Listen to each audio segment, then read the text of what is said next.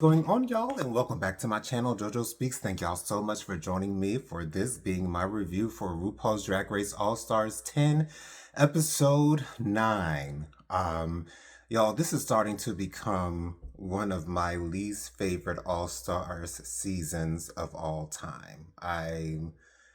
I really don't like the way this bracket system is working. I really don't like the way that these queens are getting into the semifinals. It's all real messy and to me unfair. But here we go.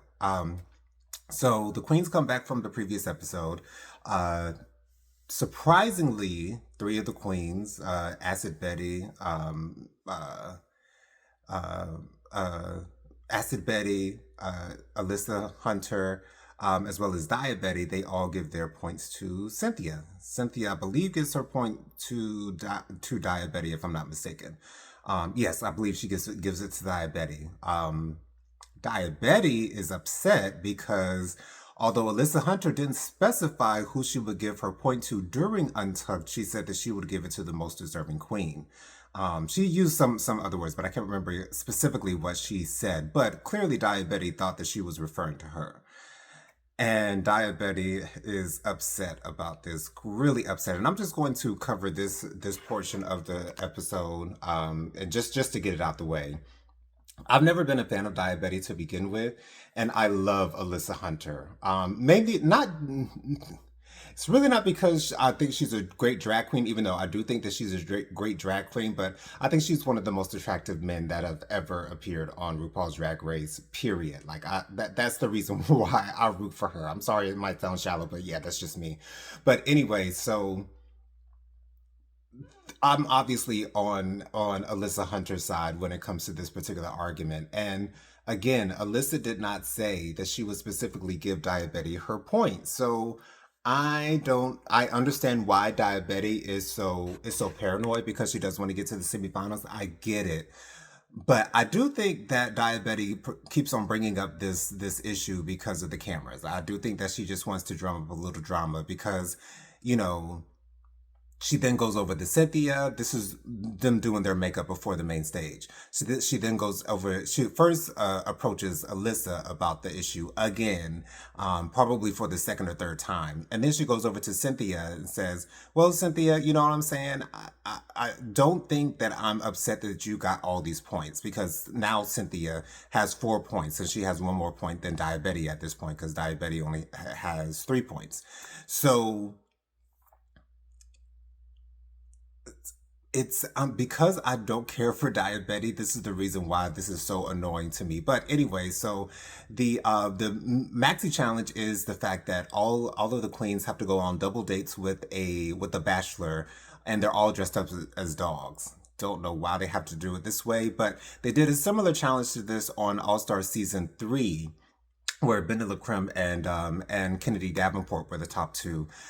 So it's basically the same thing. And I guess they wanted the queens to dress up as dogs to make it seem as though it wasn't the same thing, even though it was. I don't know what the whole case was. I feel so bad for Alyssa Hunter, and I think it's because her language barrier really does hinder her from being great. And another queen that had a language barrier issue was Jessica Wilde, but I think Jessica Wilde's English may be better now than it was in her season two appearance. Um, and it seems like Alyssa can't find the right words to make things funny or to make things more interesting. So I really do feel bad for Alyssa in that regard. I really do. I really wish that Alyssa could do better on RuPaul's Drag Race, but I really think that her language barrier hinders her from being able to excel at a lot of these challenges. But, I'm glad to see her here. At least she is here. You know what I'm saying? And, we can all be happy about that. So it turns out that Ginger Minge and Diabetti are the top two all stars. Diabetti ends up winning the lip sync, and then the queens have to give out their points. And it turns out that Diabetti gets to the finals because of the points she has. Ginger Minge gets to the finals because of the points she has. And it turns out that our third queen making it into the semifinals is Cynthia Lee Fontaine. As I said in the first episode of this bracket, I've never been the biggest fan of Cynthia Lee Fontaine. I'm not saying that she's not a great drag queen. I think she is a pretty good drag queen. I've just never enjoyed her on the show. Me personally, that's just my personal opinion. I've just never been the biggest fan of Cynthia Lee Fontaine. And the fact that all of these queens that I honestly don't care for are making it into the semifinals is making me not want to watch the later episodes. Of course, I'm going to watch the entire season. I'm never going to miss a season of RuPaul's Drag Race. However, this whole bracket system has made it so that a lot of the queens that I like are not making it into the semifinals, like Olivia Lux, like Acid Betty. I really feel like Denali deserved to be in the final, into the semifinals, but again, because of this point system, Cynthia Lee Fontaine gets in there. Now, I'm hoping that, they have a wild card that's coming up where all of the main judges pick one queen, and then from those picks from the main judges, one of those queens is going to make it into the actual finals. Skip all the way to the finals. The next episode is going to be Snatch Game. That's always my favorite episode of RuPaul's Drag Race, and so I'm excited to see what the queens bring. But yeah, this season has just been not lackluster because of the challenges and the runways, but lackluster because of the structure of the show.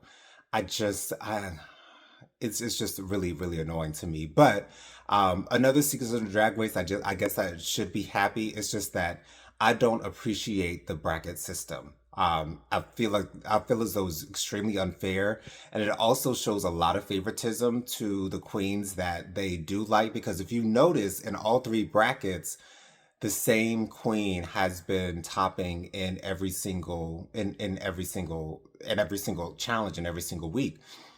In the first bracket, it was Irene the Alien, which I feel that that was completely deserved. First of all, like she completely crushed all of those challenges. In the second week, Mistress and Georges kind of finagled their way into the finals.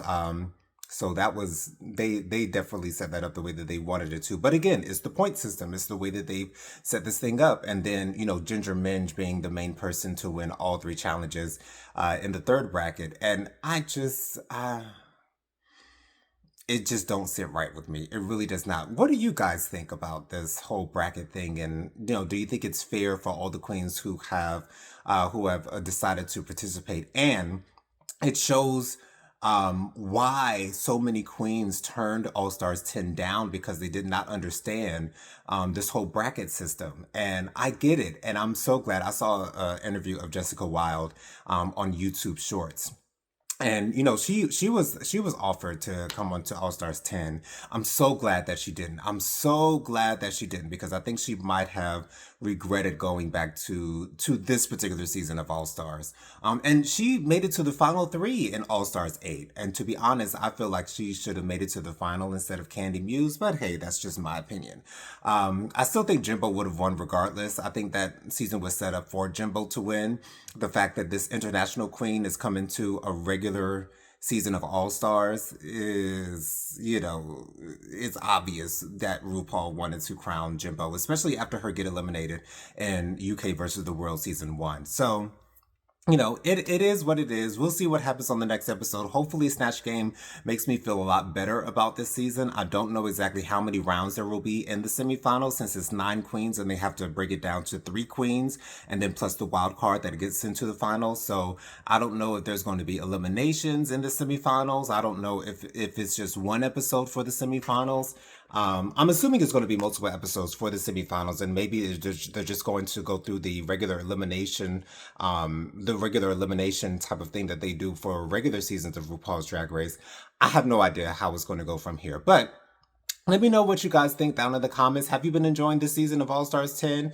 Once again, to be honest, I really haven't been able to enjoy it because my favorite queens have not made it into the semifinals. To be honest, I'm really rooting for Irene the Alien. I'm really rooting for Irene to win.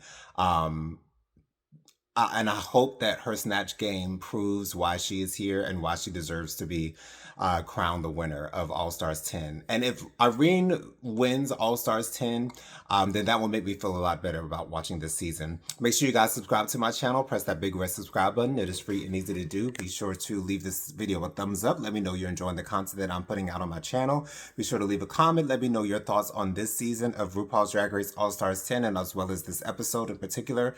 And what queens have made it that you do like, and what queens have not made it that you like as well. I'd love to know down in the comments. Be sure to press the notification bell so you're notified every time I post a new video. Last but not least, be sure to share JoJo Speaks with all your family, friends, and loved ones. Let everybody know JoJo Speaks is out here in these YouTube streets. Be sure to join me every Thursday night at 8 p.m. for my Hot Topics and Social Commentary show. I always have a great time with my sister Jennifer, aka the Light of the Leo.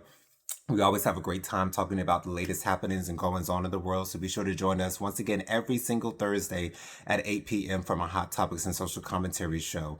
I am your host, JoJo Speaks from Faithful Warrior Ministries. I'll catch you guys on the next one. Peace out, y'all.